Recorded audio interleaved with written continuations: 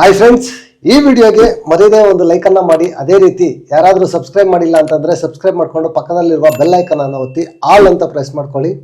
Next ಇವತ್ತು ಸ್ವಲ್ಪ ಅರ್ಲಿನೇ updates ಬರ್ತವೆ, ಯಾಕಂತಂದರೆ ಆಲ್ರೆಡಿ ಸ್ಟಾರ್ಟ್ ಆಗಿದೆ. ಬೇಗ ಬೇಗ ಅಪ್ಡೇಟ್ಸ್ ಬರುತ್ತೆ. ನೀವೆಲ್ಲ ಸಬ್ಸ್ಕ್ರೈಬ್ ಮಾಡಿಕೊಂಡು ನೋಟಿಫಿಕೇಷನನ್ನು ಆನ್ ಮಾಡಿ ಇಟ್ಕೊಳ್ಳಿ. ಗುರು ರಘು ಅಣ್ಣ ಕ್ಯಾಪ್ಟನ್ ಆಗಿದ್ದು ಎಷ್ಟು ಖುಷಿ ಆಯಿತು ಈ ವಿಡಿಯೋ ಕೆಳಗಡೆ ಕಮೆಂಟ್ ಮಾಡಿ. ಅದೇ ರೀತಿ ಟಾರ್ಗೆಟ್ ಮಾಡಿ ಕಳಪೆ ಕೊಡೋದು ಸರಿನಾ? ನಿಮ್ಗೇನು ಅನ್ನಿಸ್ತು ಈ ವಿಡಿಯೋ ಕೆಳಗಡೆ ಕಮೆಂಟ್ ಮಾಡಿ.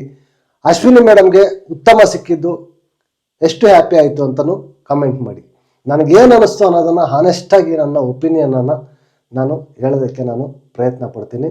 ನೆನ್ನೆ ಎಪಿಸೋಡು ಬರೀ ಸ್ವಲ್ಪ ನನಗನ್ಸಿದ್ದು ಹೇಳ್ತೀನಿ ಗುರು, ಓಪನ್ ಆಗಿ ಒಂದು ಸ್ವಲ್ಪ ಬೋರಿಂಗ್ ಎಪಿಸೋಡ್ ಅಂತ ಹೇಳ್ಬೋದು. ಆನೆಸ್ಟಾಗಿ ಹೇಳ್ತಾ ಇದ್ದೀನಿ. ಕ್ಯಾಪ್ಟನ್ಸಿ ಟಾಸ್ಕ್ ಸ್ಟಾರ್ಟಿಂಗಲ್ಲೇ ನಡೀತಾ ಇರುತ್ತೆ. ಆ ಟಾಸ್ಕ್ ಬಂದಾಗ ಅದಕ್ಕೂ ಮೊದಲು ಎಲ್ಲ ಪಾಪ ರಘು ಅಣ್ಣಗೆ ಕನ್ವಿನ್ಸ್ ಮಾಡ್ತಾ ಇರ್ತಾರೆ, ಜಾನ್ವಿಗೆ ಬಿಟ್ಕೊಡ್ಲಿ ಅಂತ. ರಘು ಅಣ್ಣ ಹೋಗಿ ಬಿಟ್ಕೊಡ್ತಾರ? ರಘು ಅಣ್ಣ ಏನಕ್ಕೆ ಬಿಟ್ಕೊಡ್ತಾರೆ ಹೇಳಿ?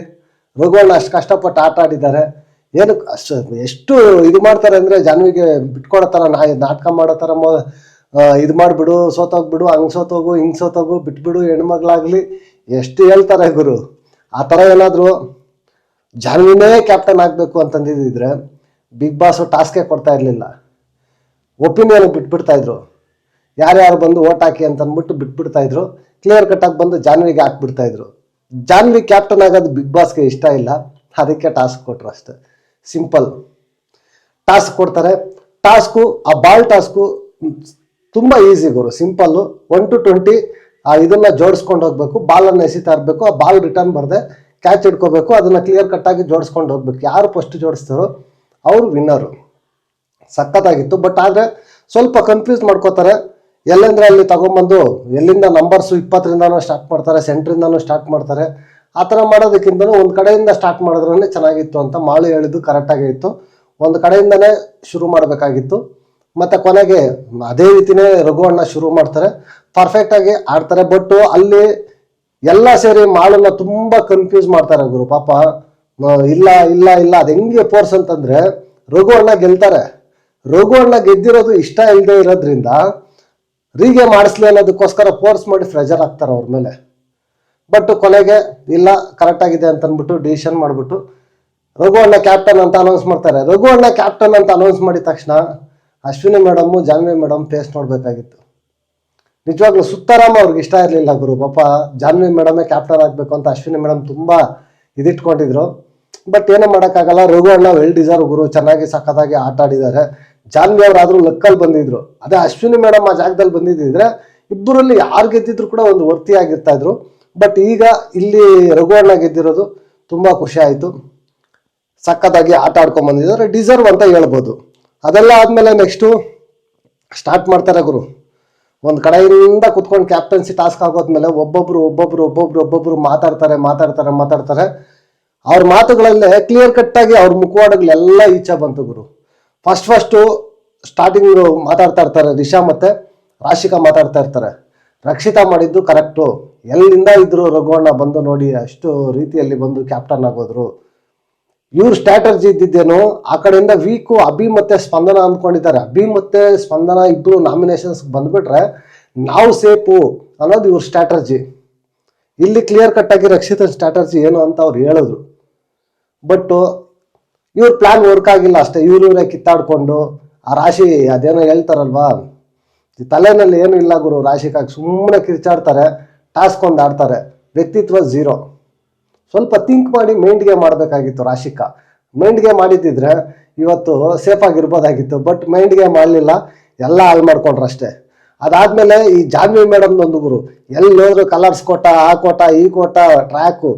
ಇವತ್ತಂತೂ ಜಾನ್ವಿ ಮೇಡಮ್ಗೆ ಗ್ಯಾರಂಟಿ ಕ್ಲಾಸ್ ಇರುತ್ತೆ ಗುರು, ಬಿಡಲ್ಲ. ಎಷ್ಟು ಟಿವಿಯಲ್ಲಿ ಹಾಕ್ತಾರೋ ಇಲ್ವೋ ಗೊತ್ತಿಲ್ಲ, ನನಗೆ ಎಷ್ಟು ಅಪ್ಡೇಟ್ ಸಿಗುತ್ತೋ ಅಷ್ಟು ನಾನು ಹೇಳ್ತೀನಿ. ಬಟ್ ಇವತ್ತಂತೂ ಸಿಕ್ಕಾಪಟ್ಟೆ ಕ್ಲಾಸ್ ಇದೆ ಜಾನ್ವಿ ಮೇಡಮ್ಗಂತೂ. ಶೂರ್ ಶಾಟ್ ಇದು. ನೋಡಬೇಕು ಏನಕ್ಕೆ ಬೇಕು ಗುರು ಜಾನ್ವಿ ಮೇಡಮ್ಗೆ. ಟ್ರ್ಯಾಕ್ ಇಟ್ಕೊಂಡ್ರೆ ಮನೇಲಿ ಇರ್ತಾರ? ಟ್ರ್ಯಾಕ್ ಇಟ್ಕೊಂಡು ಇವಾಗ ಬಿಗ್ ಬಾಸ್ ಗೆದ್ದಿರೋರೇ ಇಲ್ವಾ? ಈಗ ಮದುವೆ ಆಗಿರೋರು ಬಿಗ್ ಬಾಸ್ ಹೌಸಲ್ಲಿ ಇರಬಾರ್ದಾ? ಸೀಸನ್ 2ನಲ್ಲಿ ಮದುವೆ ಆಗಿಲ್ವಾ ಶ್ರುತಿ ಮೇಡಮ್ಗೆ?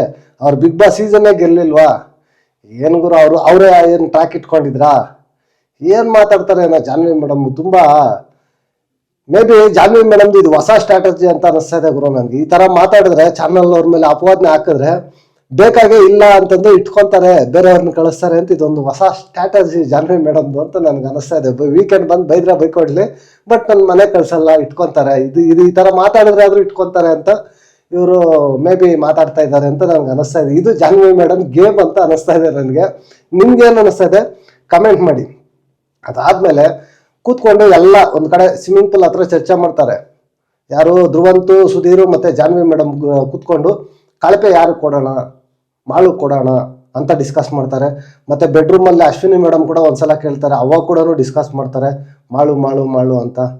ಗುರು ಈ ತರ ಡಿಸ್ಕಷನ್ ಮಾಡಿಕೊಂಡು ಇದು ಬಿಗ್ ಬಾಸ್ ರೂಲ್ಸ್ಗೆ ಎಗೇನೆಸ್ಟ್ ಅಲ್ವಾ? ನಾಮಿನೇಷನ್ಸ್ ಯಾರಿಗೆ ಮಾಡಬೇಕು, ಕಳಪೆ ಯಾರಿಗೆ ಕೊಡಬೇಕು, ಉತ್ತಮ ಯಾರಿಗೆ ಕೊಡಬೇಕು ಅಂತ ಡಿಸ್ಕಷನ್ ಮಾಡಿಕೊಂಡು ಕೊಡಬಾರ್ದು. ಬಟ್ ಈ ಥರ ಮಾಡಿಕೊಂಡು ಡಿಸ್ಕಷನ್ ಮಾಡಿಕೊಂಡು ಟಾರ್ಗೆಟ್ ಮಾಡಿ ಕೊಡೋದು ತಪ್ಪು ಗುರು, ನಿಜವಾಗ್ಲೂ ತಪ್ಪು. ಯಾರಾಗಿದ್ರು ತಪ್ಪೇ ಮಾಡಬಾರ್ದು, ಆ ಥರ ಮಾಡಬಾರ್ದು. ಅವ್ರ ಮನ್ಸಿಗೆ ಏನು ಅನ್ಸುತ್ತೋ ಅಲ್ಲಿ ಹೋಗ್ಬೇಕು, ನಿಂತ್ಕೋಬೇಕು, ಆನೆಸ್ಟಿ ಆಗಿ ಹೇಳ್ಬೇಕು. ಅದ್ರಲ್ಲಿ ಮೆಜಾರಿಟಿ ಯಾರು ಬಂದ್ರು ಅದು ಅವ್ರಿಗೆ ಬಿಟ್ಟಿದ್ದು.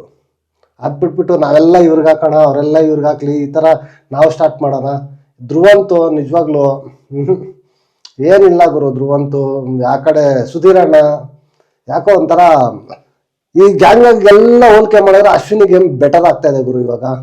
ಅಶ್ವಿನಿ ಮೇಡಮ್ ವೀಕೆಂಡ್ ಇವತ್ತು ಸುದೀಪ್ ಅಣ್ಣ ಒಂದು ಸಜೆಷನ್ ಕೊಟ್ಬಿಡ್ಬೇಕು, ಈ ಗ್ಯಾಂಗ್ ಬಿಟ್ಬಿಡ್ತಾ ನೀನು ಏನಾದರೂ ಮಾಡಿ ಇಂಡಿವಿಜುವಲ್ ಆಗಿ ಆಡು ಅಂತ. ಇಂಡಿವಿಜುವಲ್ ಆಗಿ ಆಟ ಆಡಿದ್ರೆ ಪರ್ಫೆಕ್ಟ್ಲಿ ಅಶ್ವಿನಿ ಮೇಡಮ್ಗೆ ಒಳ್ಳೇದು. ಅಶ್ವಿನಿ ಮೇಡಮ್ ನೋಡಿ ಹೆಂಗಾಗೋಯ್ತು ಅಂದರೆ ವಾರ ಎಲ್ಲ ಟಾಸ್ಕ್ ಎಲ್ಲ ಸಖತ್ತಾಗಿ ಆಟ ಆಡ್ಕೊಂಡ್ಬಂದ್ರು, ಎಲ್ಲ ಪೇಷನ್ಸಿಂದ ಎಲ್ಲ ಸಖತ್ತಾಗಿ ಇದು ಮಾಡ್ಕೊಂಡ್ಬಂದ್ರು. ಬಟ್ ಲಾಸ್ಟಲ್ಲಿ ನೋಡಿ ಕಳಪೆ ಒಂದು ವಿಚಾರದಲ್ಲಿ ಎಲ್ಲ ಮತ್ತೆ ಅದೇ ಥರ ಕಾಣಿಸ್ತಾ ಇದೆ, ಮತ್ತೆ ಅದೇ ಗ್ರೂಪ್ ಥರ ಕಾಣಿಸ್ತಾ ಇದೆ. ಅಶ್ವಿನಿ ಮೇಡಮ್ಗೆ ಏನಕ್ಕೆ ಬೇಕು ಹೇಳಿ? ಆ ಉತ್ತಮಕ್ಕೋಸ್ಕರ ಇಷ್ಟೊಂದೆಲ್ಲ ಮಾಡಬೇಕಾ? ಬೇಜಾರಾಯ್ತಪ್ಪ ನನಗಂತೂ. ಜಾನ್ವಿ ಮೇಡಮ್ ಬಿಡಿ, ಅವ್ರಿಗೆ ಎಷ್ಟು ಹೇಳಿದ್ರು ಕಡಿಮೆನೆ. ಅದೆಲ್ಲ ಆದಮೇಲೆ ನೆಕ್ಸ್ಟು ಮಾತಾಡ್ತಾ ಇರ್ತಾರೆ ರಘು ಅಣ್ಣ ಮತ್ತು ಗಿಲ್ಲಿ, ಇವ್ರು ಕಾಂಬೋಗರು. ಆ ಕ್ಲೀನ್ ಮಾಡೋ ಇದರಲ್ಲಿ ನಿಜವಾಗ್ಲೂ ಈ ಸೀಸನಲ್ಲಿ one of the best combo ಅಂತ ನನಗೆ ಅನ್ನಿಸ್ತಾ ಇದೆ. ಸಖತ್ ಫನಿ ಆಗಿರುತ್ತೆ, ಸಖತ್ ಒಂಥರ ಚೆನ್ನಾಗಿ ಸಖತ್ ಜೋವಿಯಲ್ ಆಗಿ ಸಖತ್ತಾಗಿ ಫನ್ ಮಾಡಿಕೊಂಡು ಸೂಪರ್ ಆಗಿದ್ದಾರೆ ಗುರು. ಇವ್ರದ್ದೊಂದು ಕಾಂಬೋ ನೋಡ್ತಾ ಇದ್ರೆ ತುಂಬ ದಿನ ಬಿಗ್ ಬಾಸ್ ಹೌಸಲ್ಲಿ ಸರ್ವೈವ್ ಆಗೋ ಥರ ಇದೆ. ನೋಡ್ಬೇಕು ಏನಾಗುತ್ತೆ ಏನು ಅಂತ. ಸಖತ್ ಫನಿ ಆಗು ಇದೆ, ತುಂಬ ಚೆನ್ನಾಗಿದೆ. ಗಿಲ್ಲಿ ಮತ್ತು ರಘು ಅಣ್ಣ ಕಾಂಬೋ ಮಾತ್ರ ಸಖತ್ತಾಗಿದೆ. ಅದೆಲ್ಲ ಆದಮೇಲೆ ಸ್ಪಂದನ ಮತ್ತು ಕಾವ್ಯ ರಕ್ಷಿತನ ಬಗ್ಗೆ ಮಾತಾಡ್ಕೊತಾರೆ. ಇವರಿಬ್ಬರು ರಕ್ಷಿತನ ಹಿಂದೆ ಬಿದ್ದಿದ್ದಾರೆ. ಏನಕ್ಕೆ ಅಂತಂದರೆ ಸಿಂಪಲ್ ಗುರು, ರಕ್ಷಿತಾ ಒಂದ್ಸಲಿ ಮಾತಾಡ್ದಂಗೆ ಒಂದ್ಸಲಿ ಮಾತಾಡಲ್ಲ, ಒಂದ್ಸಲಿ ಅವ್ರು ರೈಟ್ ಅಂತಾರೆ, ಒಂದ್ಸಲಿ ನಾನು ತಪ್ಪು ಮಾಡಿದೆ ಅಂತಾರೆ. ಯಾವುದು ಸರಿ? ಇಲ್ಲಿ ಅವರಿಬ್ರು ಮಾತಾಡ್ಕೊತಾರೆ, ಬಟ್ ಅದು ವಿಚಾರನ ಕಳಪೆ ಅಂತ ಬಂದಾಗ ತಗೊಂಡೋಗಿ ಯಾರು ಕಾವ್ಯ ಕೊಡ್ತಾರೆ. ನಿಜವಾಗ್ಲೂ ನನಗೂ ಅದೇ ಗುರು ಅನ್ನಿಸ್ತಾ ಇರೋದು. ಇಲ್ಲ ರಕ್ಷಿತಾ ಒಂದು ಸ್ಟ್ಯಾಂಡಲ್ಲಿ ಇರಬೇಕು, ಇಲ್ಲ ನನಗೆ ಸ್ಟ್ರಾಟಜಿಯಲ್ಲಿ ಮಾಡಿದೆ, ಇದು ನನ್ನ ಸ್ಟ್ರಾಟಜಿ ಅಂತ ಹೇಳ್ಬಿಟ್ರೆ ಅಲ್ಲಿಗೆ ಮುಗಿದೋಯ್ತು. ಮತ್ತೆ ನಾನು ಮಾಡಿದಾದ್ಮೇಲೆ ನಾನು ತಪ್ಪು ಮಾಡಿದೆ ಅಂತ ಅಂದ್ಬಿಟ್ಟು ಇನ್ನೊಂದು ಕೊನೆಯಲ್ಲಿ ಬಂದು ಸಾರಿ ಕೇಳಿದ್ರೆ ಅದಕ್ಕೆ ಅರ್ಥ ಇರೋಲ್ಲ. ಎರಡು ಸ್ಟ್ಯಾಂಡ್ ತಗೋಬಾರ್ದು, ತಗೊಂಡ್ರೆ ಇಲ್ಲ ಈ ಥರ ತಗೋಬೇಕು, ಇಲ್ಲ ಆ ಥರ ತಗೋಬೇಕು. ಯಾವ್ದ್ರಾಗ ಒಂದಕ್ಕೆ ಸ್ಟಿಕಾನ್ ಆಗಿರ್ಬೇಕು. ಇಲ್ಲಿ ಇರ್ತೀನಿ ಅಲ್ಲಿ ಇರ್ತೀನಿ ಅಂತಂದ್ರೆ ತುಂಬ ಕಷ್ಟ ಆಗುತ್ತೆ ಗುರು, ನಿಜವಾಗ್ಲೂ ತುಂಬ ಕಷ್ಟ ಆಗುತ್ತೆ. ಅದಾದಮೇಲೆ ನೆಕ್ಸ್ಟು ಮಾತಾಡ್ತಾರೆ ಎಲ್ಲ ರಕ್ಷಿತನ ಬಗ್ಗೆ ಮಾತಾಡ್ತಾರೆ. ಅವರು ಎಲ್ಲ ಹೋಗಿ ಕುತ್ಕೊಂಡು ಮಾತಾಡ್ತಾ ಇದ್ರೆ ಅವಳಿಗೆ ಎಷ್ಟು ಖುಷಿ ಆಗಿದೆ, ಇವಾಗ ಹಂಗಾಗಿದೆ ಹಿಂಗಾಗಿದೆ, ಅವಳಿಂದ ಹಿಂಗಾಗೋಯ್ತು, ಹಂಗೆ ಹಿಂಗೆ ಅಂತ ಅಂದ್ಬಿಟ್ಟು ಎಲ್ಲ ಬೈಕೋತಾ ಇರ್ತಾರೆ. ಅವಳೊಂದು ಮಾಡಿದ್ದು ಒಂದೇ ಒಂದು ಮಿಸ್ಟೇಕಿಂದ ನೋಡಿ ಈ ಥರ ಆಗೋಯ್ತು. ಬಿಕಾಸ್ ರಘು ಅಣ್ಣ ಕ್ಯಾಪ್ಟನ್ಸಿ ಆಗಿದ್ದು ಕುಡ್ಕೊಂಡು ಇಷ್ಟೆಲ್ಲ ಮಾತಾಡಿದ್ರು ಅಷ್ಟೇ. ಅದೇ ಇವ್ರ ಟೀಮಲ್ಲಿ ಯಾರಾದ್ರೂ ಆಗ್ಬಿಟ್ಟಿದ್ರೆ ಯಾರು ತಲೆ ಕೆಡ್ಸ್ಕೊತಾ ಇರಲಿಲ್ಲ, ಮಾತಾಡ್ತಾ ಇರಲಿಲ್ಲ. ದೇವ್ರು ಇದ್ದಾನೆ ಅಂತ ಅಂದ್ಬಿಟ್ಟು ಮಾತಾಡ್ತಾ ಇದ್ರು ಅಷ್ಟೇ ಅಲ್ವಾ? ಅವಾಗ ವರ್ಡ್ಸೇ ಚೇಂಜ್ ಆಗಿರೋವು ಜಾನ್ವಿ ಮೇಡಮ್ದು. ನೆಕ್ಸ್ಟು ಅದಾದಮೇಲೆ ಎಲ್ಲ ಆದಮೇಲೆ ಒಂದು ಟಾಸ್ಕ್ ನಡೆಯುತ್ತೆ. ಅದು ಪ್ರಮೋಷನ್ ಟಾಸ್ಕು, ಮಿಲ್ಕ್ ಟಾಸ್ಕು. ಈ ಟೀಮಲ್ಲಿ ಗಿಲ್ಲಿ ಟೀಮ್ ಗೆಲ್ಲುತ್ತೆ. ಇದು ಪ್ರಮೋಷನಲ್ ಟಾಸ್ಕ್ ಗೆಲ್ಲೋದೆಲ್ಲ ಟಾಸ್ಕ್ ಅಲ್ಲ ಗುರು, ನಾನು ಆನೆಸ್ಟಾಗಿ ಹೇಳ್ಬಿಡ್ತೀನಿ. ಇದೆಲ್ಲ ಒಂದು ಟಾಸ್ಕಾ? ಇದು ಲೆಕ್ಕಕ್ಕಿಲ್ಲ. ಪ್ರಮೋಷನಲ್ ಟಾಸ್ಕ್ ವಿನ್ ಆಗೋದೇನು ಗುರು? ಅದು ಗೆದ್ದುಬಿಟ್ಟು ಗಿಲ್ಲಿ ಗೆದ್ದುಬಿಟ್ಟ ಬೇಡ, ಒಳ್ಳೆ ಟಾಸ್ಕ್ಗಳು ಗೆಲ್ಲಿ ಅವಾಗ ಗಿಲ್ಲಿ ಗೆದ್ದ ಅಂತ ಡೈರೆಕ್ಟಾಗಿ ಓಪನ್ ಆಗಿ ನಾನೇ ಹೇಳ್ತೀನಿ ಗುರು, ಚೆನ್ನಾಗಿ ಆಡ್ದಂತ. ಈ ಪ್ರಮೋಷನಲ್ ಟಾಸ್ಕ್ಗಳಿಗೆಲ್ಲ ಗೆದ್ದುಬಿಟ್ಟು ಅಂತಂದರೆ ಅದು ತಪ್ಪು. ಅಷ್ಟು ಸೀರಿಯಸ್ ಆಗಿ ತಗೋಬೇಕಾಗಿಲ್ಲ ಆ ಪ್ರಮೋಷನಲ್ ಟಾಸ್ಕ್ನ. ನೆಕ್ಸ್ಟು ಕಳಪೆ ಮತ್ತು ಉತ್ತಮ ಸ್ಟಾರ್ಟ್ ಆಗುತ್ತೆ ಗುರು. ಇಲ್ಲಿ ಎಲ್ಲ ಪ್ಲ್ಯಾನ್ ಮಾಡ್ಕೊಂಡು ಬಂದು ಅಶ್ವಿನಿ ಮೇಡಮ್ ಅವರ ತಂಡ ಅಂತಲೇ ಹೇಳ್ತೀನಿ, ಟೀಮ್ ಅಂತಲೇ ಹೇಳ್ತೀನಿ. ಯಾಕಂದರೆ ಅವ್ರು ಮಾತಾಡ್ಕೊಂಡು ಬಂದು ಹಾಕಿದ್ರೆ ಅದರಿಂದ ಟೀಮ್ ಅಂತಲೇ ಹೇಳ್ತೀನಿ. ಎಲ್ಲ ಮಾಳು ಕೊಟ್ಟರು. ರಘು ಅಣ್ಣ ಎಕ್ಸ್ಟ್ರಾ ಒಂದು ಮಾಳುಗೆ ಕೊಟ್ಬಿಟ್ಟು ಅವರೆಲ್ಲ ಹೇಳಿದ್ದೆಲ್ಲ ಒಂದೇ, ಏನೋ ಎಲ್ಲ ರೀಸನ್ ಇಲ್ಲದೆ ನಾಮಿನೇಟ್ ಮಾಡಿದ್ರು ಅಂತ. ಗುರು ನನಗನ್ಸಿದ್ದೇನು ಅಂತಂದರೆ, ನಾನು ಅವತ್ತು ಅದೇ ಮಾತೆ ಇವತ್ತು ಅದೇ ಮಾತೆ, ಮಾಳು ಅನ್ನ ಆಯ್ಕೆ ಮಾಡಿದ್ದು ಕ್ಯಾಂಡಿಡೇಟ್ಸ್ ಎಲ್ಲ ಕರೆಕ್ಟೇ, ನಾನು ಇಲ್ಲ ಅಂತ ಹೇಳ್ತಾ ಇಲ್ಲ. ಬಟ್ ರೀಸನ್ಸ್ ಕೊಟ್ಟಿದ್ದು ರಾಂಗು. ಮಾಳು ಅಣ್ಣ ವ್ಯಾಲಿಡ್ ರೀಸನ್ಸ್ ಕೊಡಬೇಕಾಗಿತ್ತು, candidate correct, reasons wrong. Reasons ಆ ಕಡೆ ಈ ಕಡೆ ಅದು ಅಷ್ಟೇ, ಒಬ್ಬೊಬ್ರು ಬೇರೆಯವ್ರಿಗೆ ಹಾಕ್ಬಿಟ್ಟು ರೀಸನ್ಸ್ ಹೇಳಿದ್ರು ಅಷ್ಟೇ. ಅದೇ ರೀಸನ್ಸ್ನ ಉಲ್ಟಾ ಪಲ್ಟಾ ಮಾಡಿದ್ರೆ ಎಲ್ಲ ಅವರೇ. ಮಾಳು ಕೊಟ್ಟಿರೋದು ಕರೆಕ್ಟಾಗೇ ಇದೆ ನನ್ನ ಪ್ರಕಾರ. ಮಾಳು ಕಳಪೆನೇ ಅಲ್ಲ ಗುರು, ರಿಷಾ ಕಳಪೆ, ಶೂರ್ ಶಾಟ್ ರಿಷಾ ಕಳಪೆ. 2 ದಿನ ಜೈಲಲ್ಲಿ ಇದ್ಲು, 1 ದಿನ ಜೈಲಲ್ಲಿ ಇದ್ಲು, ಸೋಮವಾರ ಪೂರ್ತಿ ಅಲ್ಲೇ, ಒಂದು ಟಾಸ್ಕ್ ಆಡಿಲ್ಲ. ಅಲ್ಲಿಂದ ಬಂದಮೇಲೆ ಡೈರೆಕ್ಟ್ ನಾಮಿನೇಷನ್, ಒಂದು ಟಾಸ್ಕು ಆಡಿಲ್ಲ, ಸುಮ್ಮನೆ ಕುತ್ಕೊಂಡಿದ್ಲು. ರಾಶಿಕಾ ಜೊತೆ ಒಂದು ಜಗಳ ಹಾಕ್ಕೊಂಡ್ಲು, ಅಷ್ಟು ಬಿಟ್ರೆ ಇನ್ನೇನು ಮಾಡಿದಾರೆ ಗುರು ರಿಷಾ? ಅಟ್ಲೀಸ್ಟು ಸುಧೀರ್ ಅಣ್ಣ ಆದ್ರೂ ಟಾಸ್ಕ್ಗಳಾದ್ರೂ ಆಡುವ. ಸುಧೀರ್ ಅಣ್ಣ ಲಾಸ್ಟ್ ಕೊನೆ ಇದ್ರಲ್ಲ ಬಾಲ್ ಟಾಸ್ಕ್ ಅಲ್ಲ, ಆಚೆ ಕಡೆ ಎಲ್ಲ ಸುಧೀರ್ ಅಣ್ಣ ಎಷ್ಟು ದಿನ ಇದ್ದಿದ್ದು ಒಂದೇ, ಆ ಕೊನೆಯಲ್ಲ ಜಂಪ್ ಹೊಡೆದಿದ್ದು ಒಂದೇ ಗುರು. ಅಷ್ಟು ಫನ್ನಿ ಆಗ ಆ ಒಂದಿಂದ ಎಷ್ಟು ಹೈಲೈಟ್ ಆದ್ರು ಸುಧೀರ್ ಅಣ್ಣ, ಆ ಒಂದು ಜಂಪಿಂದ ಎಷ್ಟು ಹೈಲೈಟ್ ಆದ್ರು ಅಲ್ವಾ? ನಿಜವಾಗ್ಲೂ ರಿಯಲ್ ಕಳಪೆ ಬಂದು ನನ್ನ ಪ್ರಕಾರ ಇಲ್ಲಿ ರಿಷಾ ಅವರು. ಮಾಳುಗೆ ಕೊಡಬಾರ್ದಾಗಿತ್ತು. ಜಾನ್ವಿ ಅವರು ಸಿಕ್ಕಾಪಟ್ಟೆ ಮಾತಾಡ್ತಾರೆ ಗುರು, ದಡ್ಡತನ ಅದು ಇದು ಅಂತ. ಅವ್ರಿಗೆ ಓಟ್ ಹಾಕಿದ್ದು ಯಾರು ಗುರು? ಜನ. ಅಲ್ಲಿಗೆ ಜನ ದಡ್ರ. ಅವ್ರ ಡಿಸಿಷನ್ಸ್ ಎಲ್ಲ ಯಾಕೋ ಜಾನ್ವಿ ಮೇಡಮ್ ಮಾತಾಡೋದು ಒಂಥರ ಯಾಕೋ ಅವ್ರಿಗೆ ತುಂಬಾ, ನಾನು ಈ ತರ ಮಾತಾಡಿದ್ರೆ ನನ್ನ ಬಿಗ್ ಬಾಸ್ ಹೌಸಲ್ಲಿ ಇಟ್ಕೊತಾರೆ ಅನ್ನೋ ರೀತಿಯಲ್ಲಿ ಮೈಂಡಲ್ಲಿ ಇಟ್ಕೊಂಡು ಮಾತಾಡ್ತಾ ಇದ್ದಾರೆ ಅಂತ ನನ್ಗೆ ಅನ್ನಿಸ್ತಾ ಇದೆ ಗುರು. ಈಗೇನು ಇಲ್ಲಿ ಕಾವ್ಯ ಬಂದು ರಕ್ಷಿತನ ಕೊಡ್ತಾಳೆ, ಕಳಪೆ. ರಕ್ಷಿತನ ಕೊಟ್ಬಿಟ್ಟು ಅವ್ರು ಹೇಳೋದು ರೀಸನ್ ಇಷ್ಟೇ, ಫಸ್ಟ್ ತಗೊಳ್ಳೋ ಸ್ಟ್ಯಾಂಡ್ ರಕ್ಷಿತನ, ಈ ಸ್ಟ್ಯಾಂಡ್ ರಕ್ಷಿತನ, ನನಗೆ ಕನ್ಫ್ಯೂಸ್ ಆಗಿದೆ ಯಾವ ರಕ್ಷಿತ ಕರೆಕ್ಟು ಯಾವ ರಕ್ಷಿತ ರಾಂಗು ಅಂತ. ಇದು ಒಂದು ಕ್ಲಾರಿಟಿ ಬರ್ಬೇಕು ಗುರು ರಕ್ಷಿತಾಗೆ. ಯಾಕಂತಂದ್ರೆ ಇನ್ನು 6th ವೀಕ್, ಇನ್ನೂ 9 ವಾರ ಇದೆ. ಕ್ಲಾರಿಟಿ ಬಂದಿಲ್ಲ ರಕ್ಷಿತನ್ಗೆ ಅಂತಂದ್ರೆ ಹೋಗ್ತಾ ಅವ್ರ ಗೇಮ್ ಡಿಪ್ ಆಗುತ್ತೆ. ಅವ್ರಿಗೊಂದು ಕ್ಲಾರಿಟಿ ಅನ್ನೋದು ಬರಬೇಕು. ವೀಕೆಂಡಲ್ಲಿ ಅಟ್ಲೀಸ್ಟ್ ಹೇಳ್ಬೇಕು, ಇಲ್ಲ ಅವ್ರು ಕೂತ್ಕೊಂಡು ಅವರು ಗೇಮನ್ನು ಅನಾಲಿಸಿಸ್ ಮಾಡ್ಕೋಬೇಕು. ಏನು ಈ ಥರ ಆಗ್ತಾ ಇದೆ, ಯಾಕೆ ಈ ಥರ ಆಗ್ತಾ ಇದೆ ಅಂತ ಕೂತ್ಕೊಂಡು ಒಂದು ಸ್ವಲ್ಪ ಕ್ಯಾಲ್ಕುಲೇಟಿವ್ ಮಾಡ್ಕೊಂಡ್ರೆ ಗೊತ್ತಾಗುತ್ತೆ ಅವ್ರಿಗೇನೆ. ಸ್ವಲ್ಪ ರಕ್ಷಿತ ಅವ್ರು ಅದನ್ನು ತಿದ್ದುಕೊಂಡ್ರೆ ಚೆನ್ನಾಗಿರುತ್ತೆ ಅಂತ ನನ್ನ ಒಪಿನಿಯನ್ ಗುರು. ಇಲ್ಲಿ ಗಿಲ್ಲಿ ಮಾತ್ರ ಒಂದು ಸ್ವಲ್ಪ ಡಿಫ್ರೆಂಟ್. ನಮ್ಮ ಗಿಲ್ಲಿ ಎಲ್ಲದರಲ್ಲೂ ಡಿಫ್ರೆಂಟ್ ಅಲ್ವಾ? ಎಲ್ಲಿ ಏನು ಮಾಡೋಕೆ ಹೋದ್ರು ನಾನು ಡಿಫ್ರೆಂಟ್ ಸ್ಟ್ಯಾಂಡ್ ತಗೊಳ್ಳೋದು, ಡಿಫ್ರೆಂಟ್ ಓಟ್ ಹಾಕೋದು, ಡಿಫ್ರೆಂಟ್ ಕಳಪೆ, ಡಿಫ್ರೆಂಟ್ ಉತ್ತಮ. ಅದೇ ರೀತಿ ಇಲ್ಲಿ ಕೂಡ ಡಿಫ್ರೆಂಟು ಬಂದು ಎಲ್ಲ ಕಳಪೆ ಮಾಳು ಕೊಡ್ತಾ ಇದ್ರು, ಉತ್ತಮ ಮಾಳು ಕೊಟ್ಬಿಟ್ಟು ಮಾಳು ಕರೆಕ್ಟಾಗಿ ಹೇಳೋದಾದ್ರು. ರೀಸನ್ ಅವ್ರು ಕೊಟ್ಟಿರೋದೆಲ್ಲ ಕರೆಕ್ಟೇ, ಬಟ್ ಆ ರೀಸನ್ ಸ್ವಲ್ಪ ಆಚೆ ಈಚೆ ಆಗಿರ್ಬೋದು. ಬಟ್ 3 ದಿನ ಆದಮೇಲೆ ಎಲ್ಲ ನೀವು ನಾಮಿನೇಟ್ ಇಂದ ಸೇವ್ ಆಗಬೇಕು ಅಂತ ಯಾರು ನೀವು ಇದು ಮಾಡ್ಕೊಂಡಿಲ್ಲ. ಆಪೋಸಿಟ್ ಟೀಮಿಂದ ಯಾರನ್ನ ನಾಮಿನೇಟ್ ಮಾಡಬೇಕು ಅಂತ ನೀವು ಒದ್ದಾಡ್ತಾ ಇದ್ರಿ ಅಂತ ಕರೆಕ್ಟಾಗಿ ಹೇಳ್ತಾನೆ.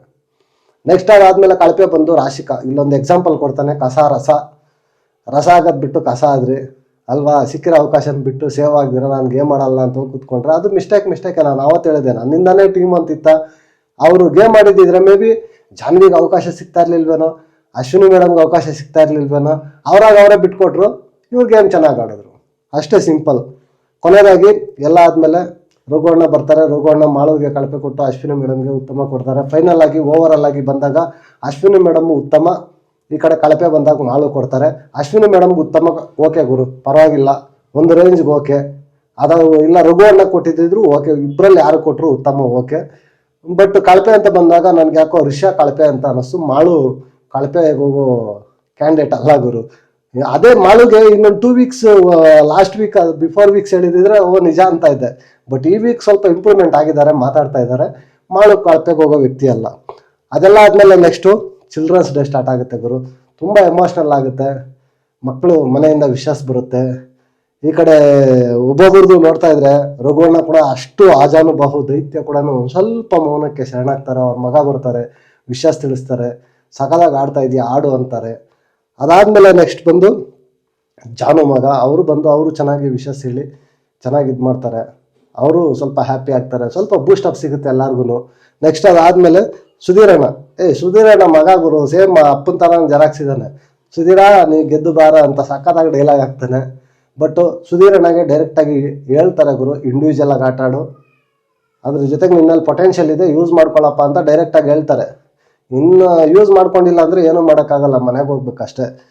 ಅದಾದಮೇಲೆ ನೆಕ್ಸ್ಟು ಅಶ್ವಿನಿ ಮೇಡಮ್ಮು ಅವ್ರ ಮಗ ಬಂದು ಮಾತಾಡ್ತಾರೆ. ರಾಜಮಾತೆ ಚೆನ್ನಾಗಿ ಮಾಡಿದ್ರಿ, ಅಮ್ಮ ಅಜ್ಜಿ ಎಲ್ಲ ಸಖತ್ತಾಗಿ ಖುಷಿ ಪಟ್ಟರು ಅಂತ ಅಂದ್ಬಿಟ್ಟು ಹೇಳ್ತಾರೆ. ಸೂಪರ್ ಆಗಿತ್ತು. ಅದಾದಮೇಲೆ ಮಾಳು ಅಣ್ಣದ ಗುರು, ಬಿಗ್ ಬಾಸು TRPಗೋಸ್ಕರ ಮಾಡಿದ್ರದು. ಬಟ್ ಮಾಳು ಅಣ್ಣ ಎಮೋಷ್ನಲ್ ಆದ್ರಲ್ವಾ, ತುಂಬ ಒಂಥರ ಬೇಜಾರಾಗೋಯ್ತು ಗುರು. ಒಂದು ಸ್ವಲ್ಪ ಲಾಸ್ಟಲ್ಲಿ ಸ್ಯಾಡಲ್ಲಿ ಬಿಗ್ ಬಾಸ್ ಇದು ಮಾಡಿಬಿಟ್ರು. ಬಟ್ ಅದೇ ಬಿಗ್ ಬಾಸ್, ಏನು ಮಾಡೋಕ್ಕಾಗಲ್ಲ. ಬಿಗ್ ಬಾಸ್ ಪ್ರತಿ ಸೀಸನಲ್ಲೂ ಈ ಥರ ಒಂದು ಇದು ಮಾಡಿಸ್ತಾರೆ. ಅವ್ರು TRP ಬೇಕು ಅಲ್ವಾ. ಮಾಳು ಅಣ್ಣ ಲಾಸ್ಟ್ ಮೂಮೆಂಟಲ್ಲಿ ಸ್ವಲ್ಪ ರೊಚ್ಚಿಗೆದ್ದು ಐಪೆದ್ದು ನನ್ಗೆ ಆಗ್ತೀರಾ ಹೋಗ್ತೀನಿ ಅಂತ ಅಂದ್ಬಿಟ್ಟು, ಇಲ್ಲ ಮನೆಗೆ ಹೋಗ್ತೀನಿ ಅಂತ ಅಂದ್ಬಿಟ್ಟು ಸ್ವಲ್ಪ ಐಪ್ ಕ್ರಿಯೇಟ್ ಮಾಡಿದ್ದಿದ್ರೆ ಜಮ್ಮಂತ ಹೋಗ್ಬಿಡೋದು. ಮಾಳು ಅಣ್ಣಗೆ ಅಷ್ಟು ನಾಲೆಡ್ಜ್ ಇಲ್ಲ, ಎಲ್ಲಿ ಕಂಟೆಂಟ್ ಕ್ರಿಯೇಟ್ ಮಾಡಬೇಕು, ಎಲ್ಲಿ TRP ಕ್ರಿಯೇಟ್ ಮಾಡ್ಬೇಕಂತ.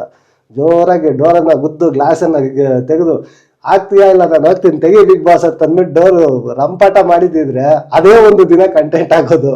ಮಾಳು ಅಣ್ಣ ಪಾಪ ಸಾಧು ಜೀವಿ, ಏನು ಮಾಡೋದು, ಕುತ್ಕೋತಾರೆ ಜೈಲಲ್ಲಿ ಗೊಳೋ ಅಂತ ಹತ್ಬಿಡ್ತಾರೆ ಗುರು. ಬೇಜಾರಾಗೋಯ್ತು. ಮಾಳು ಅಣ್ಣ ನೋಡಿ ಎಷ್ಟು ಬೇಜಾರಾಯಿತು ಅಂತ ಈ ವಿಡಿಯೋ ಕೆಳಗಡೆ ಕಾಮೆಂಟ್ ಮಾಡಿ ಗುರು.